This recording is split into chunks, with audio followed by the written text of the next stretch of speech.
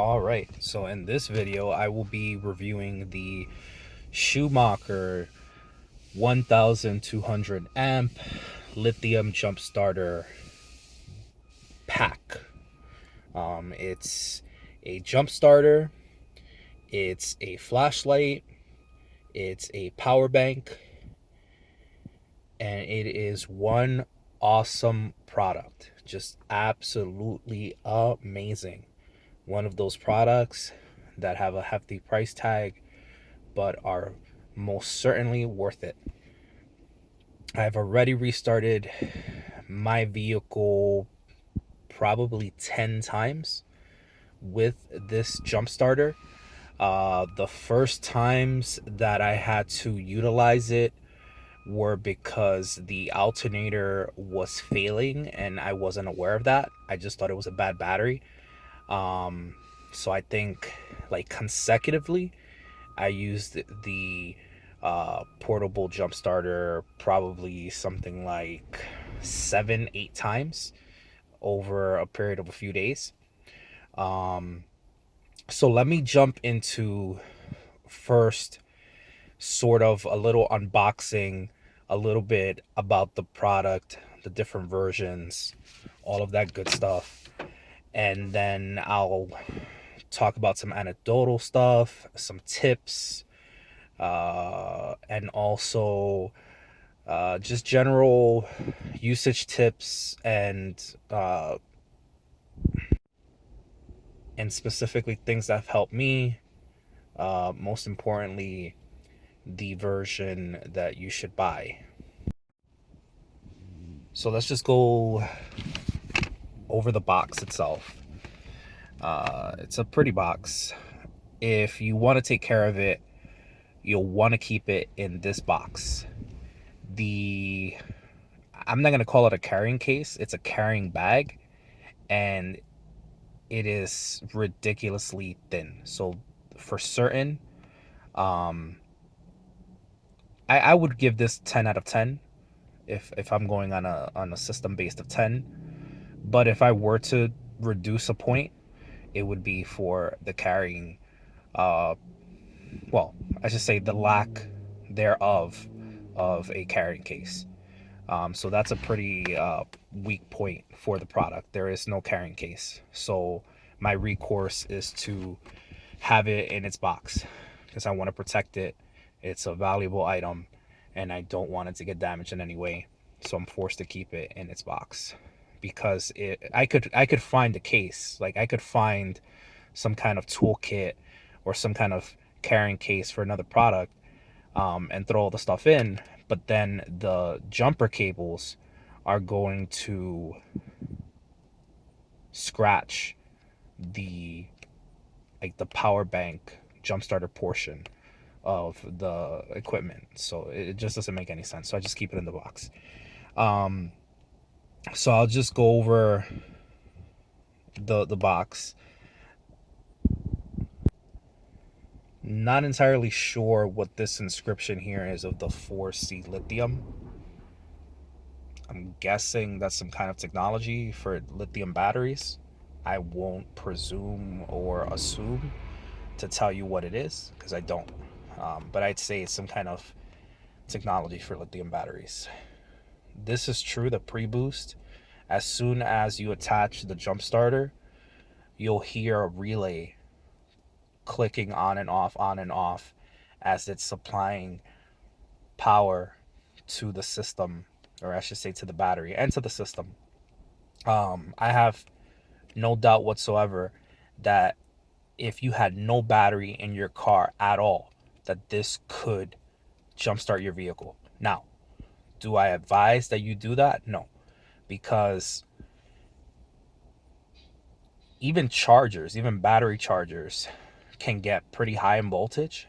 So, as an example, I have a trickle charger, the same brand, Schumacher, and that thing can go as high as 15 and 16 volts. So with this, I mean, at some point if this video does really well and people want to see um the jump starting and the voltages and all of that and really nitty gritty stuff, I could do a video on that. So that's just a disclaimer. In this video, I won't be jump starting a vehicle or my own vehicle with it, because I don't want to do damage to the battery that I have in the vehicle right now. So that's the only thing I won't be able to show you in this video. If this video does really well and people really want to see that, that could happen. So let's just see how well the video does. And then this is just the ports that it has. But just alluding to the pre-boosting, and this is a bit of anecdotal before I wanted to get into that. This thing has a lot of power, has a lot of juice. When the alternator completely died, I ended up running down the battery to nothing. I mean, literally the car shut off. The voltage was so low in the system that the car was having misfire. So I got like a whole bunch of misfire codes stored in the ECU, in regards to misfires, because that's how low the voltage got in the system. And the car died, and the battery was dead. I mean, like, even the if anyone has a Honda and you're familiar with that clicking and the flashing of the lights in the instrument panel, I wasn't even getting that. Pretty much that's how dead the battery was. And I was able to take the jump starter, which I wouldn't advise that you do, because it's going to, give the jump starter a lot of wear and tear and a lot of, I wouldn't say damage, but it's going to cause a lot of wear because it isn't designed to do that.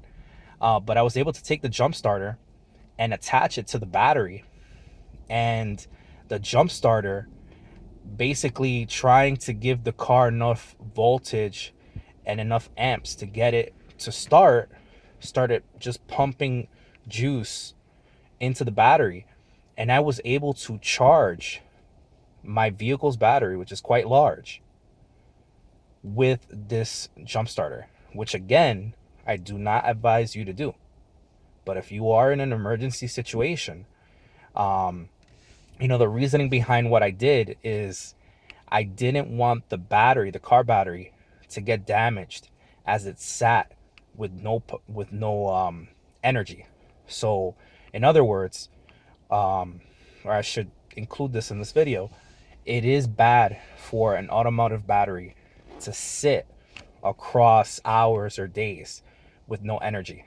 That causes damage to the battery. And I'm not going to get into the engineering or the chemistry of that, but suffice it to say, you don't want to leave an automotive battery without energy stored in it. So when I ran down the battery completely and it had no juice whatsoever, that's when I decided, in an effort to help the battery not get damaged, that I would take the jump starter, attach it to the battery, and have the jump starter basically, act as if I was going to turn on the vehicle, and it would continue to pump all this electricity out. And that stored the battery enough that when I jumped into the car a few days later, I was able to start the car. So that was absolutely amazing and extremely impressive. Now, the jump starter itself got really hot. It went from 100%. I let it run down to, I think, like 7% in a matter of like 30 seconds. So if you are in an absolute emergency and you want to do the same thing I did in that situation, you could do that. I would advise against it. I did it once and I never do it again, because otherwise you're going to cause damage to the jump starter. The claim is that it can start a vehicle 30 times. I 100% believe that. And it says that it's designed to jumpstart 8-liter gasoline engines, up to 8-liter gasoline engines, and up to 6-liter diesel. I would reason to say that it could do more than that. And then just some additional things from the box. It has 10 watt. Oh, that's the other thing it can do. It can do wireless charging. I forgot about that. So it's a jump starter, a flashlight, a power bank. It also has wireless fast charging. It does work. I tried it with a Windows phone and I also tried it with an Apple phone, and it actually charges very fast. not only does it work really well, but it charges really fast. And I'll just go over this portion where it talks about the smart clamps. And basically what that means is that the clamps have circuitry inside of them that allow the power bank and this charging system to know what the voltage of the automatic battery is, if the, like how much power should it supply, or if the battery is fine and you don't need to charge the battery, you have another issue with your vehicle, it'll tell you. It'll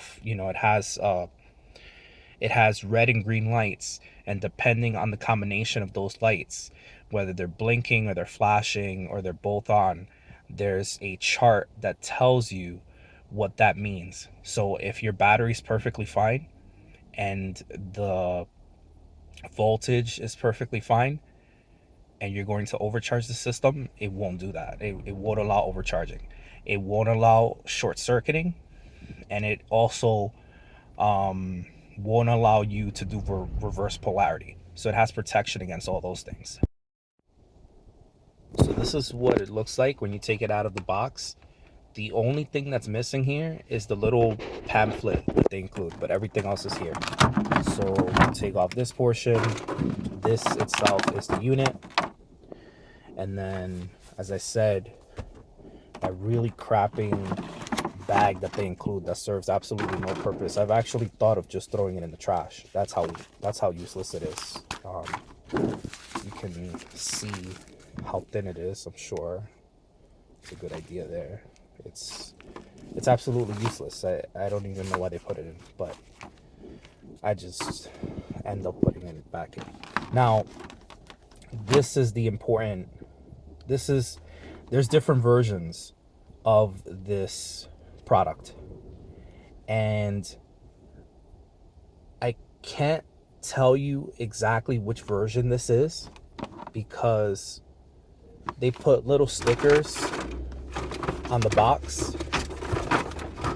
So on the box over here, they put a little sticker which indicates the revision or the version of the product. I don't know if this label came off. I don't know what the deal is, but I don't have that little sticker. Now, what you can do is you'll know immediately when you have the best version because you'll have these clamps and this module.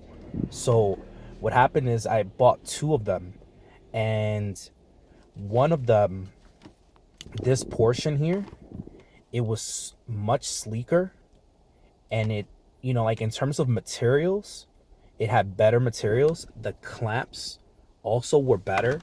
It instead of these clamps that have less plastic and are less thick, they were thicker clamps, and the copper contact points, they didn't have these little teeth. It's the one that has like the circle so that it fits perfectly onto the battery posts.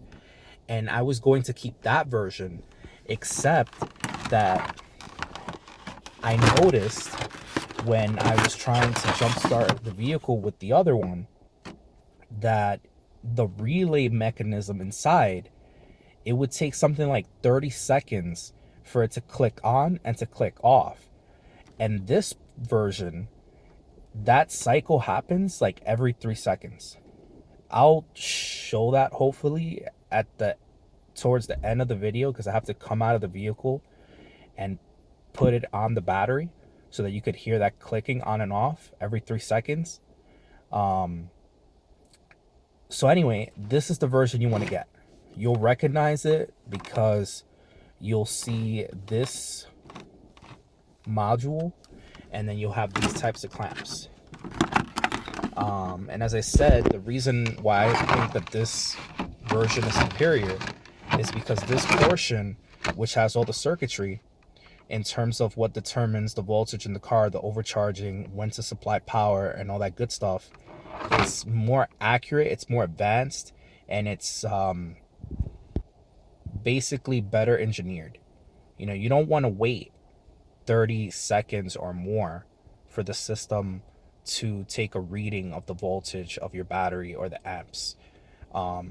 You want a system that's going to many times in a minute, gauge what the voltage is, what the amps are, etc. So this is the superior version. And so something that I can absolutely show you is a real world assessment of how well this portable power bank holds energy. And that is to say, how long does this portable jump starter hold power for? The last time that I charged it was roughly 1 year ago. That is the last time I touched it. And when I mean touched it, I literally mean the last time I touched it. I charged it, I put it back in its box, and I threw it in the trunk. And it's been a year. So when you turn it on, the first thing that it does is it makes an assessment of its battery level. Or when I mean its battery level, I mean the jump starter. When you boot it up, it will do a self-assessment, and it will show you what its current charge is. I'm not talking about your vehicle, I'm talking about the jump starter. So without further ado, let's see. It's been 1 year. So start running down. Let's hope that there's some juice.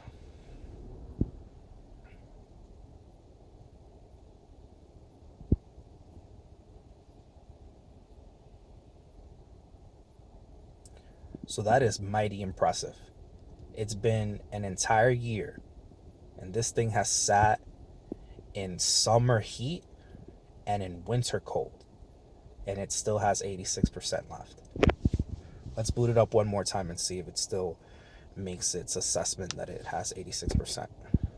There it is. So that is extremely impressive. And one of the things I want to mention, feel free to obviously ask me questions of how to use it and tips and tricks, and if you're having any issues. One of the things that happened is I jump started my aunt's lawnmower, and that wasn't a wise thing to do because the battery's very small, the system was really crappy, and basically when I did that, the jump starter ran down all the way to nothing because it isn't designed to do that. To charge a battery of such low capacity, the tractor system was a really crappy tractor. You can see there I lost another percent. And so the jump starter completely discharged itself within something like 15 seconds. And then it wouldn't boot up at all. So I ended up assuming that it was dead. Like it broke. Like I had damaged it to the point where it wouldn't work anymore. And it turned out it just needed to be charged. I put it on a charger, and it took like a whole like 5 or 10 minutes, and then it started charging, and it worked perfectly. So if you use it and you see that it's getting ultra hot, something's wrong. That shouldn't happen. So that's one of the tips I have for you. If you're using it for whatever application you're using it for, and it gets ridiculously hot like a frying pan, something's wrong and you should stop. And then of course, if it happens that, whatever the situation it is or was, it was an emergency, you had to do it, you did that, and you think it's dead, it's broken, just let it sit a couple of hours for it to completely cool off. And once, like I would say wait 2 to 3 hours and then put it to charge and it'll be fine.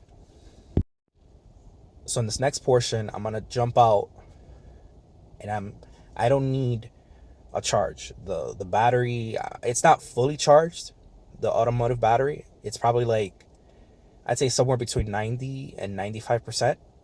But I just wanted you folks to see how it works and how you would connect it. And I wanted to also have you hear that clicking sound that this version does, which I feel like is the better version. So my recommendation is before you plug in before you plug in this portion into the jump starter, connect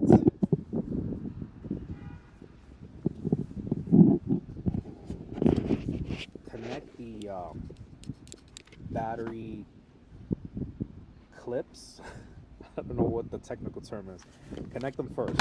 Even though it has short circuiting protection, reverse polarity protection, I just like to be super safe. So I have these hefty covers to keep the corrosion off.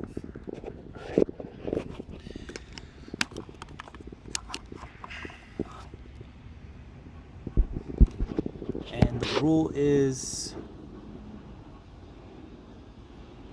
well, actually, these cables aren't long enough for you to do any damage. So there's the positive.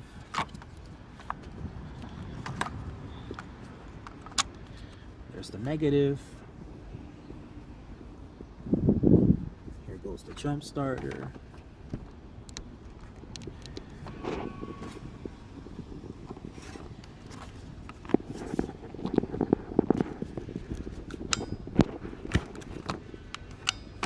So you hear that clicking, folks?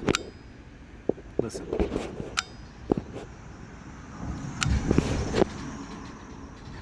And there you go, look. You see? You see it sucking the juice out of the starter? Out of the jump starter. So what that means is there's a problem. And basically our problem is I should have already started the vehicle. So as you can see, real world,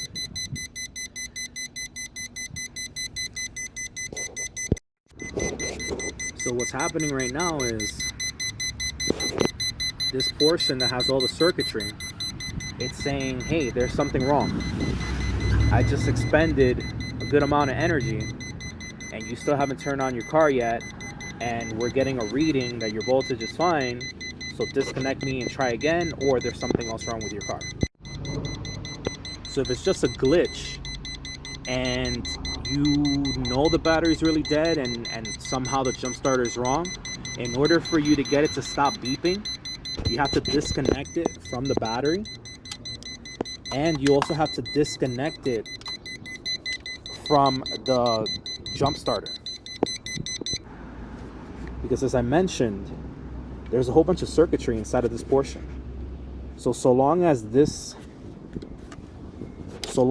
portion is connected to your battery and your automatic battery has even the littlest bit of juice, it's going to continue to beep and stay in that mode. Or if you leave it connected to the jump starter, it'll also keep beeping.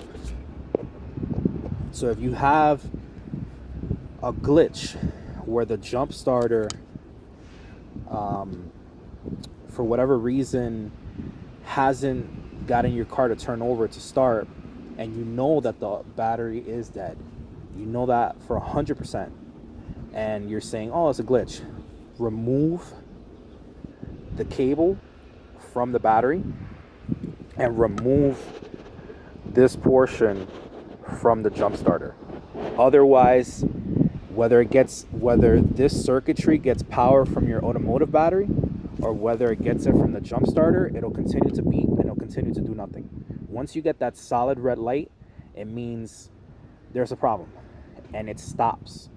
And when I mean it stops, I mean it won't provide any power. So once you get that solid red light that you saw earlier in the video, you've got another problem. You didn't start the car on time, or you've got to reset it. And what I mean by resetting is take the clamps off the battery, disconnect the clamps from the jump starter. So the portion of the video where I actually showed it on the car was pretty brief. But as you saw, my automotive battery definitely wasn't 100% because the jump starter's internal capacity of energy dropped down to 73%. So that means we were at 85. So we used up roughly 12% of the jump starter. And the cool thing is that that means I just basically topped off my automotive battery without having to turn on the car. Do I recommend you do that? Absolutely not. It's going to degrade the lithium battery of the jump starter. Now, I believe I purchased this on sale for $120 or $140. That was almost 2 years ago.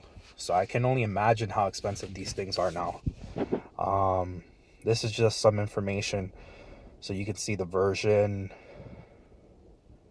the power that the lithium battery pack stores.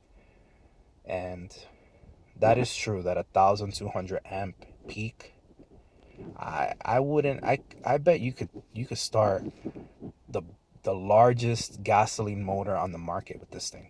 This thing is ridiculously powerful and very well engineered and well built. So as I said, just as a final before ending the video, if you get that solid red light, disconnect the clamps from the battery, disconnect it from the jump starter, and try again. If it happens a second time, I would say unequivocally there's something wrong with your vehicle. Remember, when your car doesn't start, it could be for a lot of reasons. The fuel pump might not be working. You might have a timing issue with the engine. You might not have fuel. You might have stale fuel. You might have a fuse problem. You might have a fuel pump relay problem. You might have a problem where the cables are corroded. You might have a problem where there's a issue with a cable being cut or nicked somewhere. There are so many reasons why a vehicle won't start. So if you use this thing twice in a row, 3 times in a row, and it keeps giving you that solid red light, you've got another issue going on. Most probably something with fuel. Fuel relay, or the fuel pump, or bad fuel. Or simply, I've seen it, I've heard of it happening where the battery connectors are so corroded. It happens that that white powdery substance that builds up on the battery posts, that can build up enough where the electricity won't make its way through anymore. So if you've used this thing 2 or 3 times in a row and you've got the same exact version I have with this beautifully designed clamp circuitry portion, whatever you would call this module, you used it twice, 3 times, and it didn't work, then you've got another problem. The wireless fast charging is right here. You would place your phone in landscape mode or sideways, horizontally, however you want to put it. The phone would be across, like as such, just like this. These are the ports. This is the USB-C port where you charge it. And it has 3 amp fast charging, which is really powerful, and 2.4 amp. So this is a powerhouse, honestly. In all sincerity, it has so much power. One of the best devices on the market, and really, if you're willing to spend the money, get it, and it's definitely gonna do you a great service when you really need it. And that's the ultimate thing. If when you buy a product, when I buy a product, you're like me, you want it to work each and every time you need it. That for me is priceless. You cannot put a price on longevity, performance, and reliability. If you have any questions, how to use it, any things that I didn't cover, of course, outside of charging the vehicle, I'm sorry I couldn't show you that. I just don't want to risk doing damage to the automotive battery, running it down. But I'm certain that I will be either giving someone else a jump start or doing it for myself. So if there is such a desire to see it in action, I absolutely could make a short video on that and link it to this video. But if you have any questions whatsoever, any advice on how to use it, anything you feel I left out, please leave a comment below and I'd be happy to answer your questions or your responses. I hope that this gives you a general idea of the product and informed you. And thanks for watching. I was just about to end the video and then I saw the sticker. This is the sticker here. This will tell you the revision number. I believe it's either the BR or the code starting with the 94. Just wanted to mention lastly that you only have about a good 5 to 7 seconds to start your car. So once you get this jump starter on your car, like you put the clamps on, you connect the clamps to the jump starter, you've got just about 5 to 7 seconds. If you don't turn your car on within that period, it will also go into like the malfunction mode, where like basically, you know, as I said, the circuitry determines how much voltage the system has. If it feels like the voltage is fine and you're overcharging, it'll default to the malfunction mode. The light will go red. If you didn't start your car in time, which is what it perceived in the portion of the video earlier where I was just showing you how you would use it, it'll also go into malfunction mode. So don't think that if you used it and it went solid red and you didn't get to turn your car on, that it won't work or it's malfunctioning, etc. You just didn't turn on your car soon enough. Or it could happen that if your battery is that dead and that degraded and that bad and you have, unfortunately, a not so good car, it may take multiple attempts for you. So, you know, the ideal is that you have a great car, everything's in order, your battery just got run down. But if you have a not so good car, you haven't turned it on in months, and the battery is really messed up, you're gonna need multiple attempts. So that's just hopefully the final bit. All right, I hope you enjoyed it, and God bless.